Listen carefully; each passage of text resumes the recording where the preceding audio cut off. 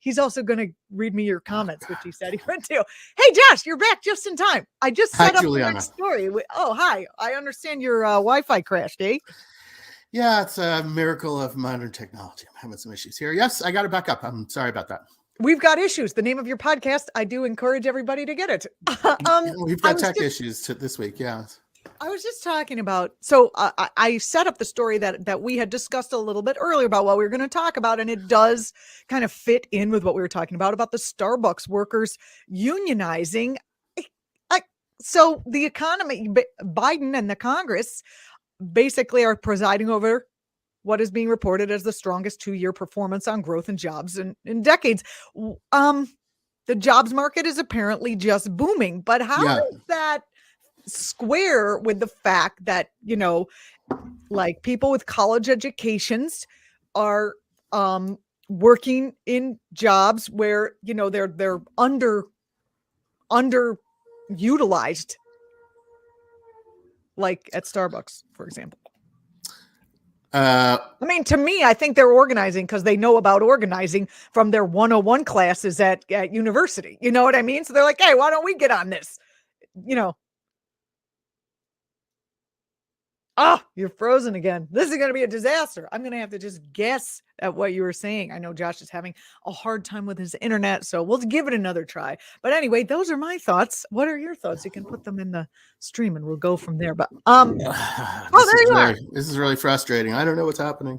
That's okay. We'll just try. I'm sorry about that.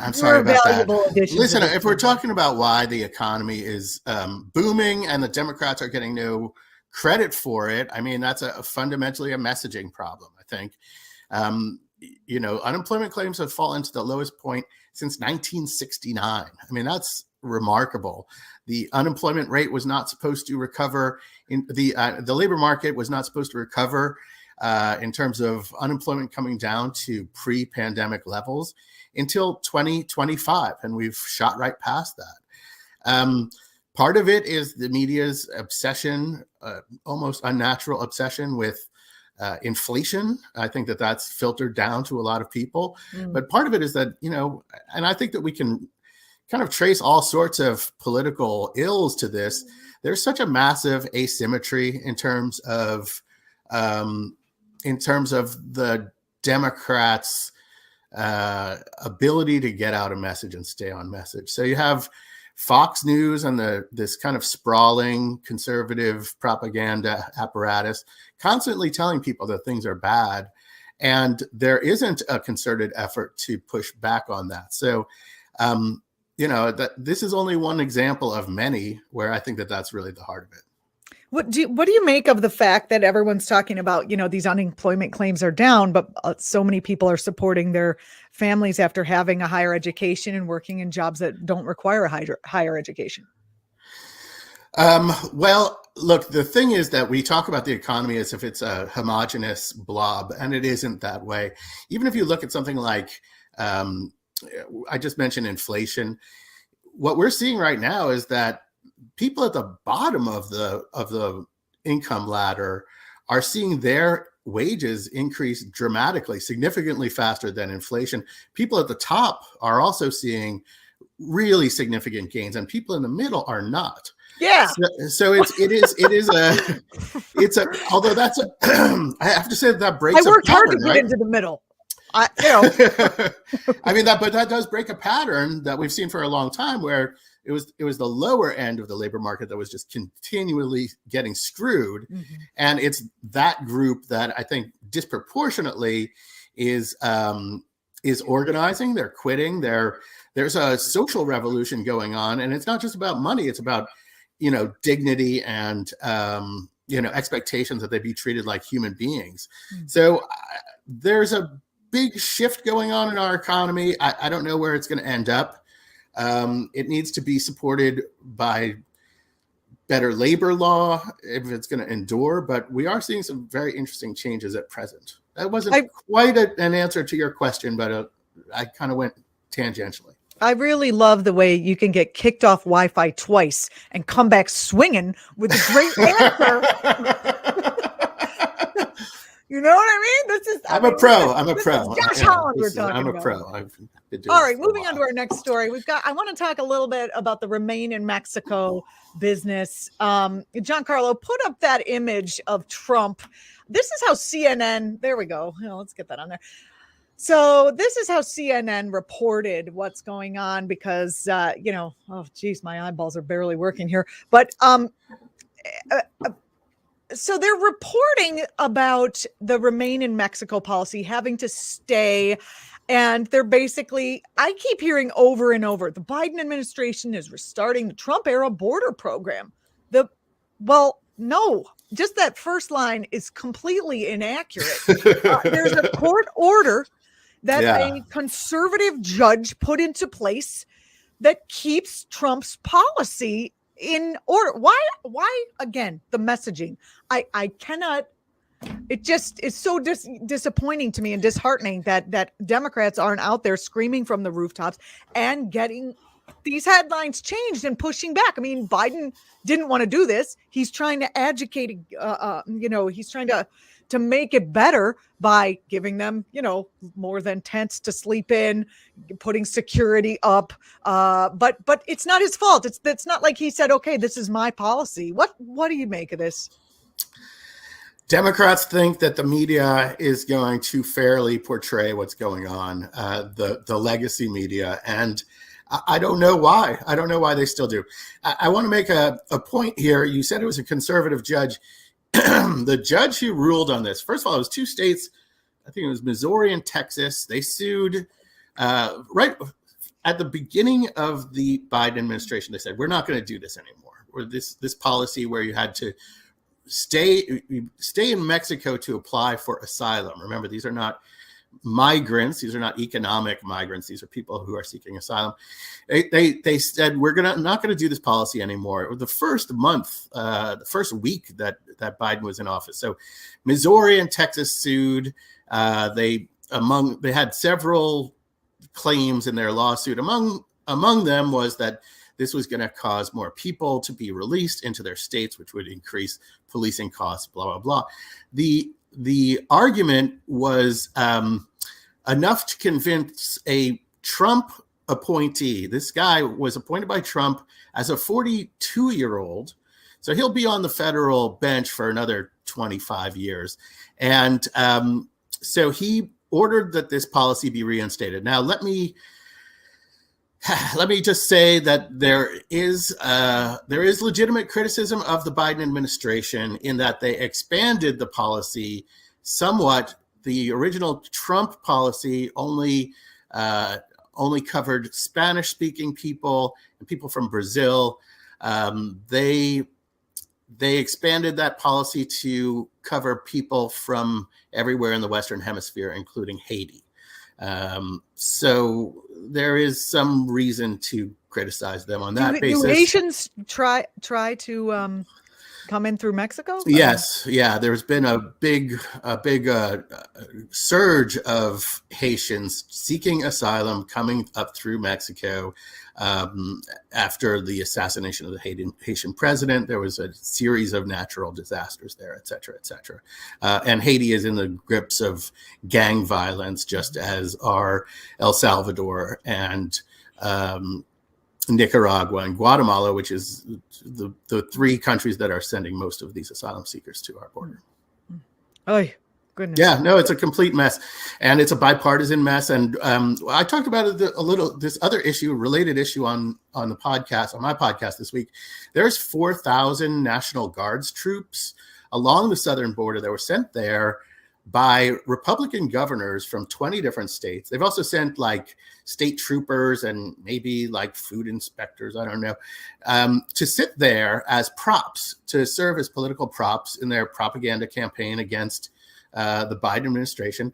And these 4,000 troops, they're legally restricted from doing much except observing, and in some limited capacity they can support border patrol. This is already a heavily militarized border. So they're being separated from their families. They're sitting in these remote outposts in the middle of nowhere. They have nothing to do. And there's all sorts of problems with drugs, with alcohol abuse. They've gotten into 3 times as many car accidents vehicular accidents as they have assisted with drug interdiction. So, and yet those states aren't suing to get rid of those people. Because, no, and it's not even a story. We talk about the press.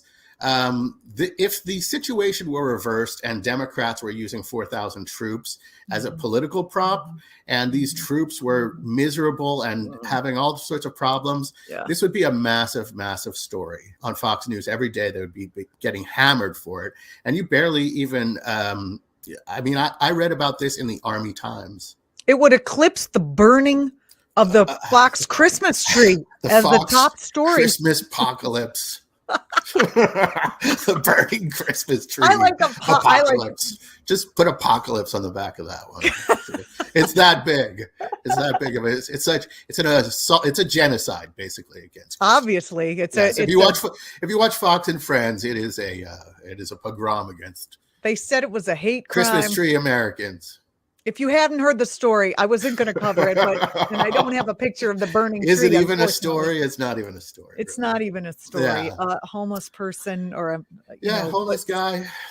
Set a tree on fire in New York City, and it was the Fox News Christmas tree, which gotta say, maybe he's not so crazy. Anyway, his father says he doesn't like nuts. Being homeless, and he thinks that Fox is not helpful to the unhoused in this country. I don't know. He could have the guy obviously has mental health issues. He said that it was lit on fire by mothers who want to rape their children. So, and he had also, I think, exposed himself outside the Ghislaine Maxwell trial, something like that. Wow. Yeah. Yeah. It's not necessarily a war on Christians. Just guy has had a lot of problems. Well, all right. Our next stories are the following stories that actually, these are what I would consider possibly good news stories. I'd love to have your take on stories. Them. And this is the funny part. You don't usually get good news stories out of Democracy Now!, but this is where I got the most depressing.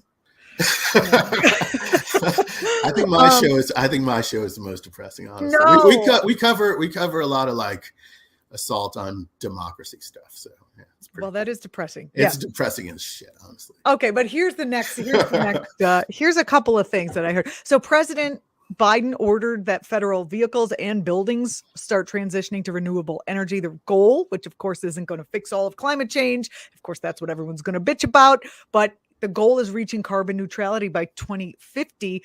The executive order affects 300,000 buildings and 600,000 cars and trucks. I mean, it's a step, right? Yeah. People, there's a million things going on at all times in the sprawling federal bureaucracy that get no attention. And it's remarkable, when during the Trump presidency, I had a weekly column covering things that nobody paid attention to. And it was always like agency level stuff. And there was this recurring theme where the Trump administration, they would be like, okay, we're going to deregulate this terrible pollutant. And then the industry would be like, we don't want that deregulated. We did not ask you for this. You're going beyond what even we lobbied you for. This was a consistent theme. So now we have a new administration. We have thousands of new people at the agency level heading these agencies, and a different prioritization entirely. The elections matter. Elections have consequences. Well, actually, these next two little pieces of news are right along that line. The Senate voted to confirm Jessica Rosenworcel as the chair of the FCC. She will be the first woman to serve as the permanent chair of the agency. And she's actually great. She was a fierce critic of the repeal of net neutrality protections. I don't know what she's going to be able to do on that, but most digital rights activists are happy with this appointment. Yeah, that's good. That's good. Yeah, I know. So that's good. And then Jonathan Cantor, he's an anti-monopoly expert. Do you know this guy? He was confirmed to head the Justice Department's antitrust division. What are your thoughts about that? Well, I mean, there's a really antitrust was an area that was neglected by both parties for decades. And there is an emerging just in the last few years. And this is partially embraced by some intellectuals on the right, partially because of their conspiracy theories about all of these large institutions, social media companies being biased against them, which is nonsense. But it has spurred a renewed interest in antitrust law, and it's good for progressives. Antitrust is good for progressives. That is very good. Yes. The Senate also unanimously confirmed Chuck Sams, the third in November, the first ever Native American National Park Service director. I don't know Mr. Sams's positions on things, but I'm just going to make a general assumption that he's not going to want to like plow down the butterfly reserve to put up a wall like Trump's guy wanted to do. Yeah. I heard that. So that butterfly preserve right on the border has been getting so much problems. It's become this lightning rod for right-wing extremists. They've been cutting holes in their fences. It's a crazy story. Really? Butterfly preserve down in Texas. Thrust into the national spotlight, butterfly reserve. Not the butterflies. Just let them be. Let the butterflies be. And in our final story, I actually pulled this directly from your Twitter feed because I find your Twitter feed very interesting. Okay. You wrote, let's just put up the image, Giancarlo. We've got this image. Are we doing this with a tweet? Yeah, we're doing this from this is from Axios. Apparently, there was some sort of study that showed that nearly a quarter of college students wouldn't be friends with someone who voted for the other presidential candidate, with Democrats far more likely to dismiss people than Republicans. That's according to Generation Lab, Axios polling. Why does this matter? It says partisan divide. They should stop right there. Why does this matter? Exactly. Why does it matter? Who cares? I don't know. All right. It says so this is a study of young people, though, first of all, right? Yeah. It said that 71%, this was the highlighted portion you'll see here. 71% of Democrats wouldn't go on a date with someone with opposing views versus 31% of Republicans. Tell me your thoughts about this, Josh. Yeah. So I have a few thoughts on this. First of all, I'm surprised that 29% of young people would go on a date with somebody who is 29% are watching Kim Kardashian's Twitter feed. They don't even know what the hell's going on. Anyway. I mean, we're talking about, would you go on a date with somebody who is probably opposed to abortion rights, who may be a QAnon person, who is an anti-vaxxer, probably, who is belligerent about masks, who believes conspiracy theories about Antifa and thinks it was okay to storm the Capitol, who opposes the Black Lives Matter movement? I'm surprised it's 29%. The other thing about this poll is that I don't believe its findings at all. There was another finding is they asked, would you be friends with somebody who from the opposite party? Only 5% of Republicans said that they would have problems being friends with a Democrat. And if you look at the conservative media and their constant demonization of Democrats, like the most horrific people in the world, I have a very hard time believing that. No. I don't buy it at all. That's really very interesting. That's interesting. So I don't know about this. I find that the Christian-y types on the right feel like they have to be friends with you, even though they're being the hate is being drummed up. I don't think they're going out to any Democratic, town council meetings to make new friends. But if you're already friends with the person, it seems like, I don't know. It's hard to know. I mean, young people still meet people by playing on the same rugby team, and where you don't bring up politics until later, that you find that the reason that person is so strong and buff is because they're building a shelter to live out the end times in their backyard. You know what I mean? Yeah. I mean, the other point that I would make about this poll is, so it's a poll of young people again. And young people skew broadly to the left, and the college Republicans, the college Republicans are really wingnuts and trolly wingnuts and kind of belligerent about it. Again, it seems like 29% It's higher than it should be. Like I wouldn't. I'm single. I would not date somebody whose values are so antithetical to my own. That's because we're older and we're done. You have to fit into this tiny slice of acceptability. Yeah, and yeah. not be annoying at honestly, all. also with young people, like you might just hit it. You know what I'm saying? Exactly. What does When dating you're exactly in mean? college, like whatever. Well, with that, Josh Holland, host of We've Got Issues, coming on the show.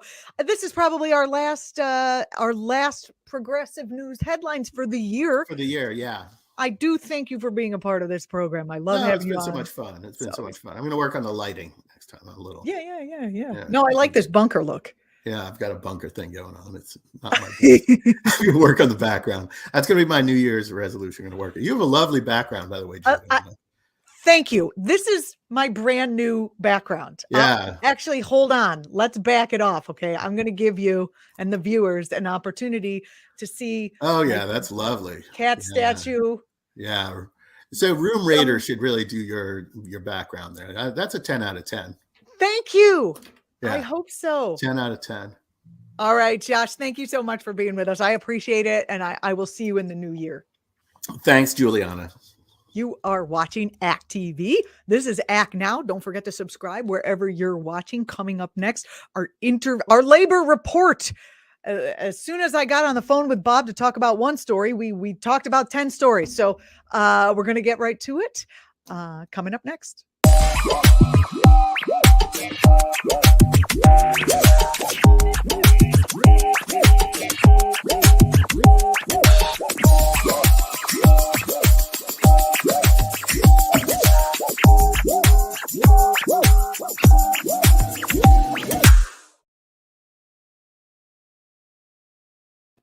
Bob Hennelly is joining me next to give us a labor rundown. Bob, thanks for being on the program today. Thanks for having me. I was trying to decide if I should do the hat that I wear when I'm walking around or not. So it's hard to know. Wait, you got to bring your face into the square. There you go. There you go. We're good to go. I like that hat. No, that's a very journalistic hat. It is. It's authentic. It is wonderful. Bob Hennelly is a labor reporter and other reporter. It also has a radio show on WBAI for the chief leader. Bob, thanks for coming on the program today. We have so much to discuss. Yes, we do.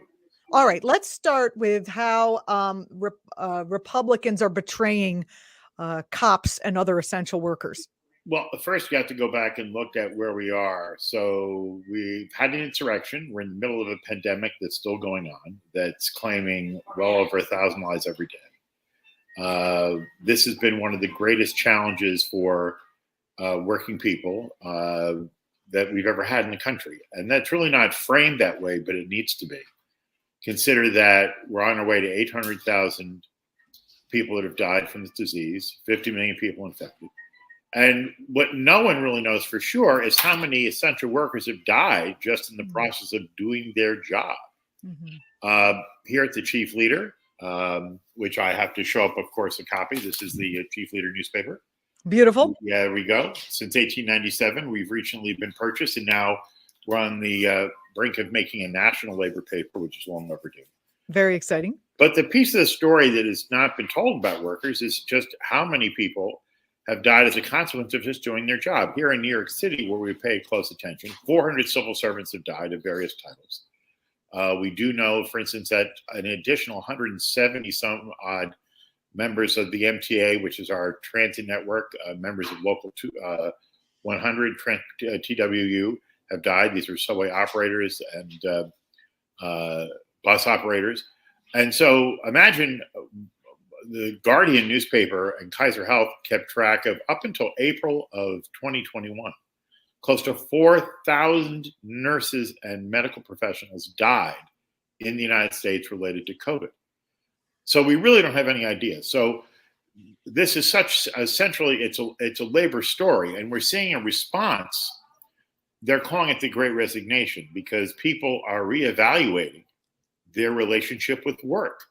The government failed us for a period of time here where, even though a pandemic was something we knew was happening, President Obama actually had, like a workbook that if you were in the Oval Office, you could go there and look at it, how to fight a pandemic. With Ebola, we had some frame of reference related to Bob, come back into the square. Miami. I can figure out. There we go. Come back. There you go. There we go. A little to the left, a little to the right. You see what happens when we used to have camera people. Remember? Yeah, that? I remember those days. Yes, remember that. And This then was someone else's job. Right. So this is a pivotal moment here because labor now has leverage it's never had before because 4 million people a month are leaving their jobs. Which is so odd because I was just talking with Josh about this new Washington Monthly report on some data saying that, jobs, income, the growth, it's all shooting through the roof. It's actually the strongest 2-year performance in those areas in, I guess, decades. But, right. When everyone loses their job and then everyone gets a new job, perhaps that skews the numbers a little bit. Well, I mean, one of the things, too, is that what's happening is we do have this over 2 million women have left the workforce. This mass death event, which is what we're in the midst of, right? Like, we really don't even have a frame for this. The last time this happened was 1918, 1919, 1920, kind of at the edge of living memory. Mm. And so this traumatic event is happening also at a time where people came through, going back to the 1970s, wages were actually declining. It's very important to understand that the recent blip we're seeing is just a very limited thing if you look at history. I mean, historically, people were working longer hours and found themselves falling behind further and further. Mm-hmm. And so this 2-year period of the pandemic still has exaggerated this decline for some people. Mm-hmm. One of the things that's happening is we now are in an inflationary cycle where if you are struggling week to week, which tens of millions of American families are, then this inflationary cycle, which is taking such a toll on things like gasoline and groceries, is devastating. So while in the aggregate, it looks like wages are going up, for families that have been struggling right along, you're dealing with a situation where all the supports are starting to disappear, like, for instance, holding off on evictions, holding off on foreclosures. All those things were put as a stopgap measure. Those things are being pulled back now. And so we have a situation with a precarious economy. I mean, it's going gangbusters if you're equipped for it. But if this caught you in a difficult position, it's even harder now. Mm-hmm. Well, let's transition to the piece that you wrote for Salon recently that really took to task the fact that the Republicans who say they're so pro-police, Blue Lives Matter, right. And the police who are so, overwhelmingly, I think, vote Republican, ally with the Republican Party, the Republicans, the rank and file Republicans are tossing those folks under the bus. Well, primarily, the piece that I did for Salon was related to, first of all, let's go to January 6th, 2021, where we had this surreal image of Trump insurrectionists beating Capitol police officers with Blue Lives Matter flags. Mm-hmm. Blue Lives Matter flags. So keep that image. Now scroll forward to what happened just, I guess, December 2nd here in New Jersey, where the Republican Assembly members, a certain faction, really strong Trump supporters, bum rushed the state police, violating the COVID public health protocols requiring proof of vaccination or a negative test to get onto the floor of the assembly. And so in the process of doing that, they put themselves at risk because they are the anti-science party. And so one of the things that people haven't paid attention to, and this picks up where we started, several hundred police officers have died from COVID, serving and protecting people all through this period of time. It's the single greatest cause of death for law enforcement. Several hundred firefighters, particularly firefighters, west of the Mississippi, we tend to have firefighters who combine EMS function. And same thing's true in much of the country. So these individuals were the frontline response in the nursing homes, the places where things really came apart. They're the people who have been taking the brunt of it. And actually, during the time that Trump was in, he did everything he could to dismantle the federal unions that were pointing out that this problem was getting traction. The first place that people died, and this is logical, was the TSA, Transportation Security Administration, in airports. Their members were coming down with this and dying. They begged for masks. They begged for contact tracing. None of it was granted to them. The federal government resisted it. You have to look at the things that were going on in the meat packing plants in this country where. Yes, we have been following these stories. Exactly. And I think it's very interesting to get up to date to today that they really haven't changed their attitudes at all. I mean. Right. In fact, one of the things that's happened is that there is, at least, and we can get into this a little bit more, one of the positive developments is, because elections do matter. When President Biden came in, he appointed former Boston Mayor Marty Walsh, very pro-labor, to lead the Department of Labor. One of the things that was missing throughout the entire COVID pandemic was a response from occupational health people that should have been helping create a standard, because we were in such uncharted territory. And so one of the things that's happened is the Biden administration and OSHA and Secretary of Labor Walsh came up with a policy of get vaccinated and or get tested for private employers. You've probably heard about this. If you have 100 or more employees, the emergency guidance would be get a test or get vaccinated.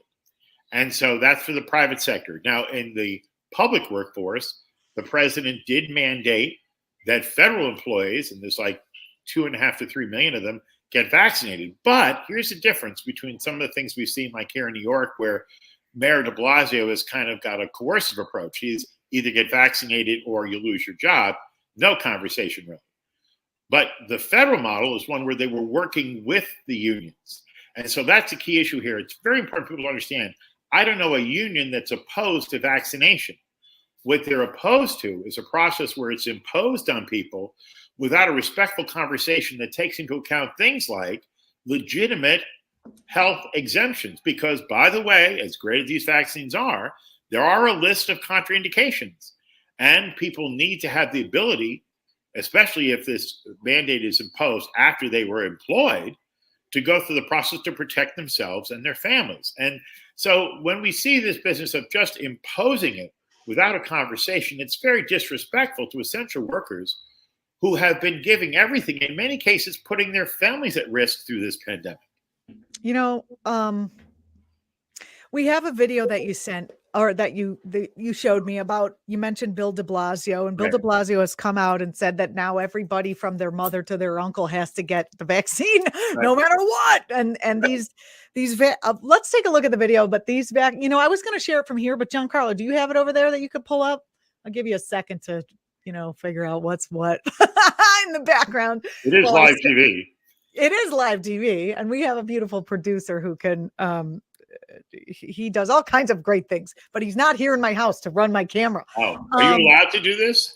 I don't know. Yeah, I think so. So we have this video of DeBlasio. We're going to watch a few minutes of it. We might watch the whole thing if we can stomach it, where he is talking on MSNBC in the morning about the vaccine mandates that are happening that he is putting in New York City. Let's take a listen. And then Bob, you and I spoke a little bit about how his technique plays right into like the right-wing narrative. Let's take a listen. Since the Omicron variant was detected, 17 states have had confirmed cases, at least 10 of which are in the New York, New Jersey, Connecticut tri-state area. At least one case was detected in a person who had just went to a convention at New York City's Javits Center, an event attended by more than 50,000 people. That's not good. Joining us now, the mayor of New York. Can you pause this, New York Giancarlo? City, Bill DeBlasio. Pause this for a second. I just want to point out that this was an anime convention, and I think that bears pointing out for some reason. My producer said that it was embarrassing. It's the second time on the show in the last 3 weeks that we've discussed anime, and frankly, that's too much, Juliana. Second time in the last 2 weeks, and second time over the past 20 years of my career. So, is this like a drinking song? Do we drink now? Are there going to be like 500 Santas coming out of this thing? I don't know. I'm way behind on what's what. Anyway, let's listen to Bill DeBlasio.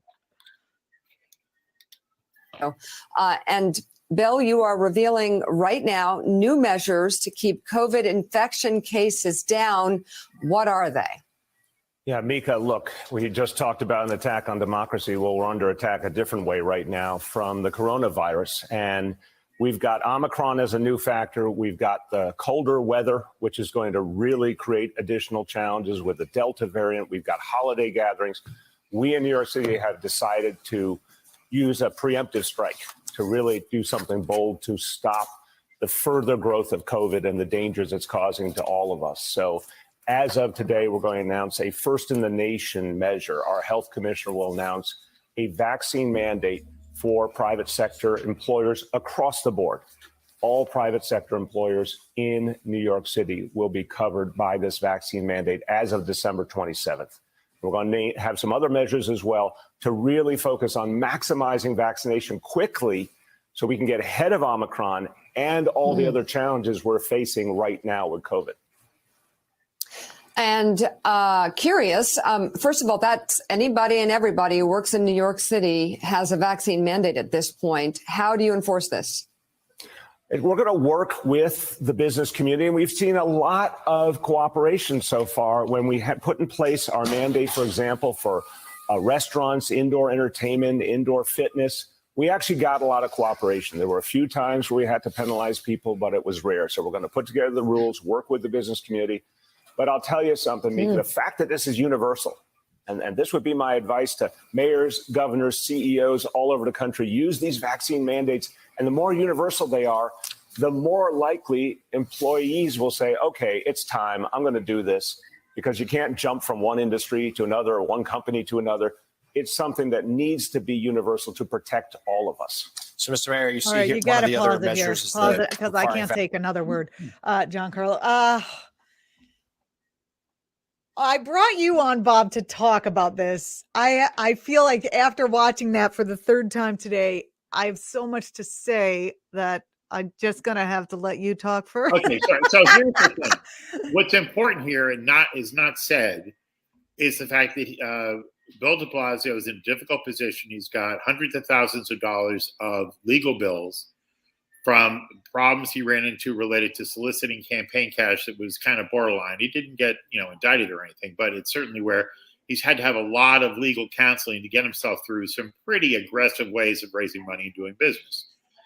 That said, he has decided that he hasn't announced yet, but he's been flirting with running for governor.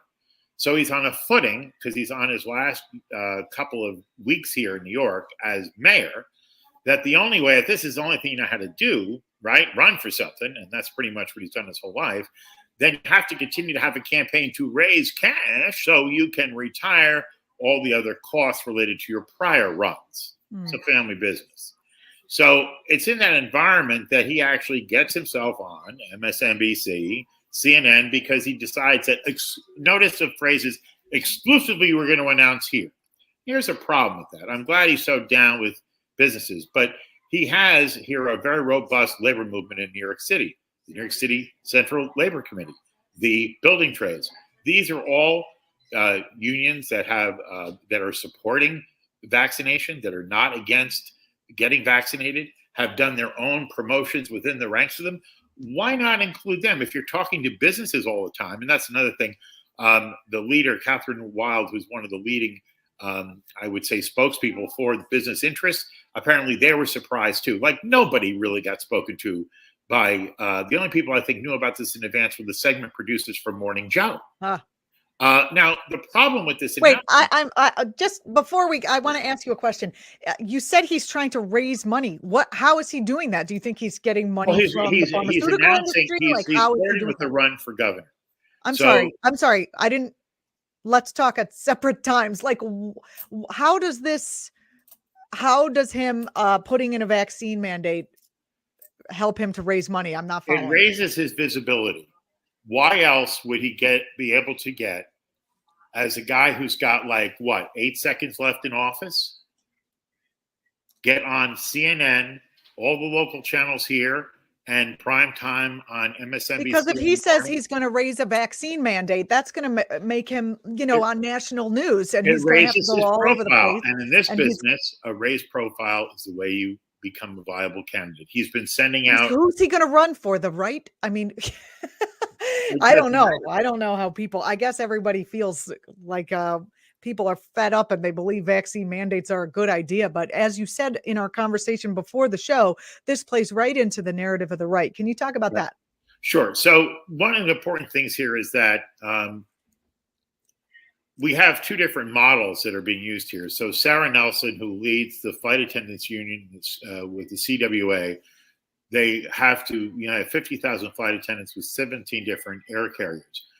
That model was one where United Airlines was enlightened enough to meet with the unions prior to rolling out the requirement for vaccination. So the unions worked it out with management and then promulgated a policy. That's a big difference.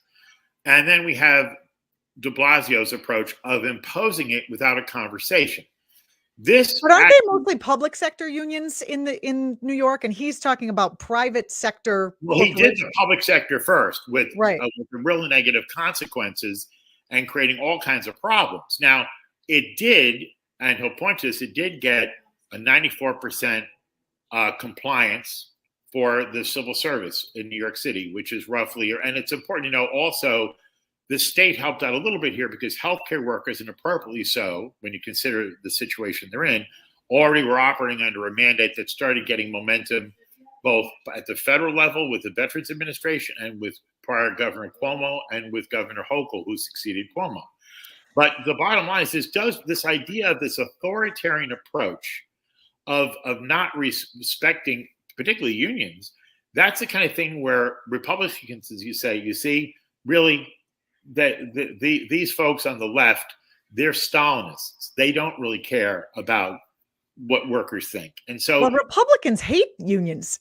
Well, they made inroads. I mean, it's important to understand that historically, while they don't get leadership, they bust unions and they undermine them. They also have many, and I'll tell you, there are many folks who are told by their union leadership to vote Democratic, but go in there incredibly and vote for a Republican. These states like Ohio and Pennsylvania that have been so troublesome for Democrats to win, at the heart of it is the fact that the grassroots labor movement is often alienated from the people that lead the labor movement. And that's a much deeper story.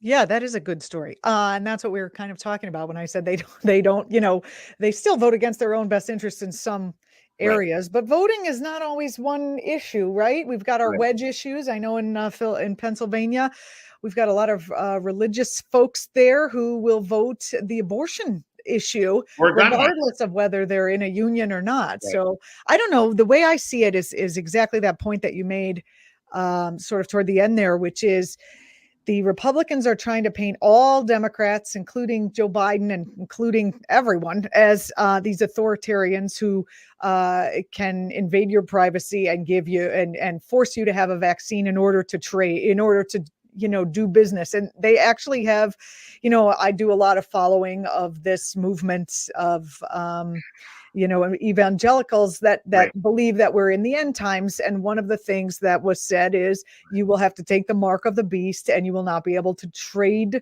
This is like a quote from, I guess, Revelations. I don't know. You won't be able to trade without or participate in the marketplace without this mark. And they believe that the vaccine is this mark of the beast. And then Bill DeBlasio basically says, you can't do anything without, you can't work without having. Well, what it's also done is it's created a situation with the proliferation of forged vaccine cards, which is in certain.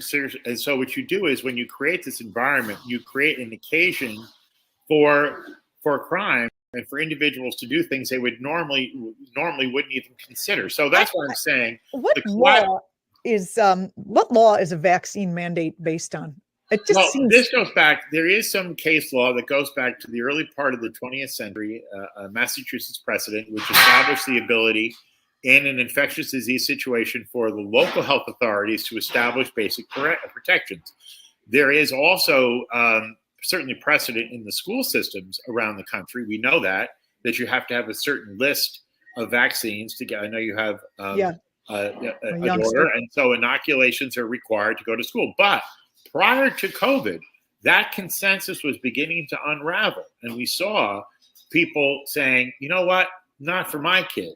And so since all this is based on whether it be whooping cough or measles, it's based on a buy-in, on people collectively making a decision to support each other.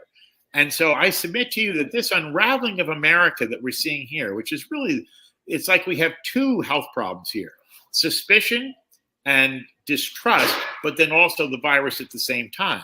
And now that distrust is feeding the virus.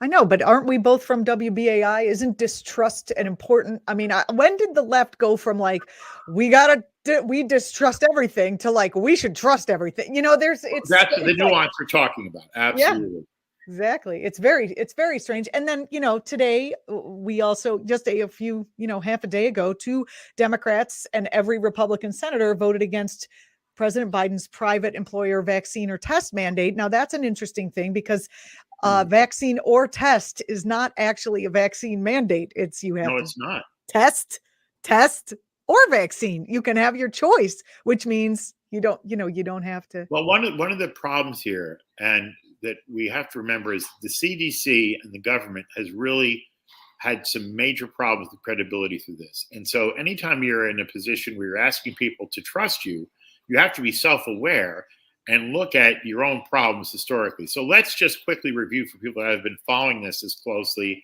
as those of us in the media, okay? Remember when this thing first hit, the CDC's guidance back in the beginning was that they were telling nurses and healthcare professionals that the N95 masks, which they're trained, are supposed to be removed after each clinical encounter, okay? That's important to keep in mind. After every interaction with a person that may be infected with an infectious disease, you're to take off your friendly N95 mask and throw it away. Well, the CDC said, with an eye towards inventory and the lack of preparation by our own federal government, no, you're going to hold on to your N95 mask and make it your pet. You will put it in your lunch pail. You'll bring it back and forth with you for a week because guess what? We don't have enough to go around. They told the subway conductors and train personnel, don't wear a mask in public. You'll scare people. Oh, I remember that. Right. I remember going to the grocery store at Whole Foods, and they were like, "Well, we can't wear a mask in here because the business Amazon told us not to." At the time, the nurses unions warned that this would mean that they would end up spreading the disease, that they would end up dying themselves, they would infect their families, and the hospitals would become a vector for the virus. Julianna, that's exactly what happened because of the lack of preparation. Now scroll forward to May of this year when the CDC announces they want to lift the universal mask mandate for everyone that's been vaccinated. And the same unions say, you don't have enough people vaccinated, and you're going to have a situation where you're going to have a variant spike. Hello, Delta. So all I'm saying is they've made mistakes, and that's important for them to. I don't think it was a mistake to tell the nurses that they had to take a mask and put it in their pocket. It was against the reality of what it is. But what were they going to say? We don't have enough masks. They shouldn't have lied to us. They should have said, we don't have enough masks. Well, I also think that there's a question here about all that period of time. They should have, Trump was denied. It's important to note that the leadership of the government was denying it was a problem at all. And indeed, the chief executive of this country misrepresented the nature of the disease and then had the states fight each other. Yeah, I remember. I lived through it. And in fact, I don't want to live through it again. I don't want to live through it with a variant. I don't want to live through it in my mind. It's like too much already. But it is interesting that, your piece in Salon, I encourage everyone to go take a look at. It's in Salon. It talks about, it gives really the numbers and the breakdown, and it really talks about the disrespect that Republicans are showing to law enforcement. And I appreciate you pointing that out because law enforcement are workers, and they are. And by the way, this is my book, Stuck Nation. I've got it here somewhere on my shelves. Yes, that's right. And Over it's that. Oh, sorry, essentially it's off screen. Can the United States change course on our history of choosing profits over people? Available at Democracy at Work.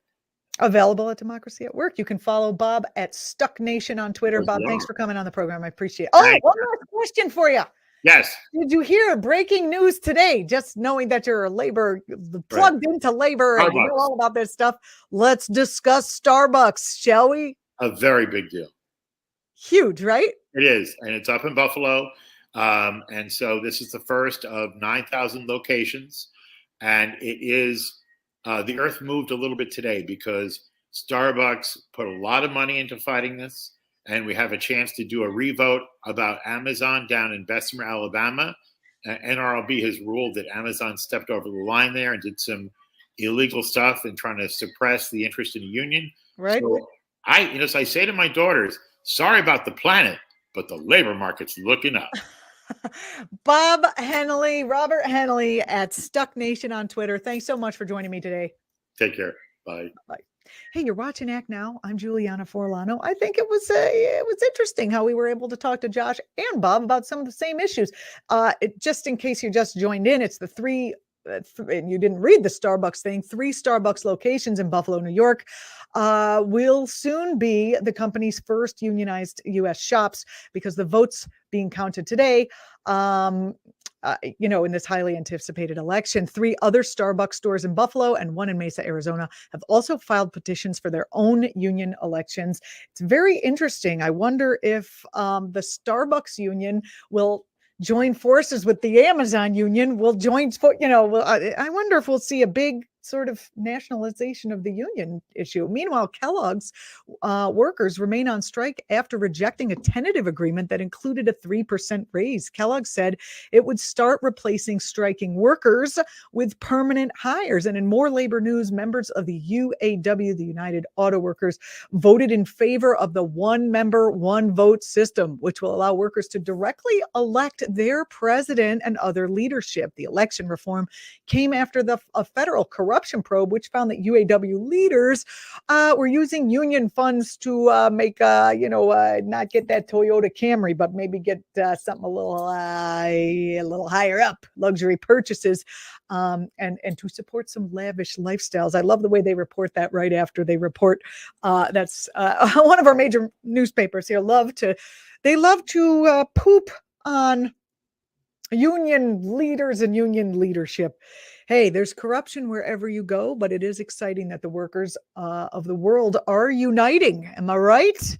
Any kind of unity, especially under these divisive conditions that we're in, I think is wonderful. Personally, I think the union movement is so important, specifically because something Bob pointed to, which is there are people who vote Republican, there are people who vote Democrat, there are your Bernie people, there are your libertarian people, and they're all in the same union who want to be treated fairly on the job. And it is one place where unity is actually a possibility and can spring from. And no wonder corporate forces seek to crush them so vehemently. Anyway, I'm Julianna Forlano. Next week, we have 2 shows, one on Tuesday at 2 p.m., one on Thursday at 2 p.m. So tune in wherever you're watching. Thanks again for watching, and I appreciate you. Have a great weekend.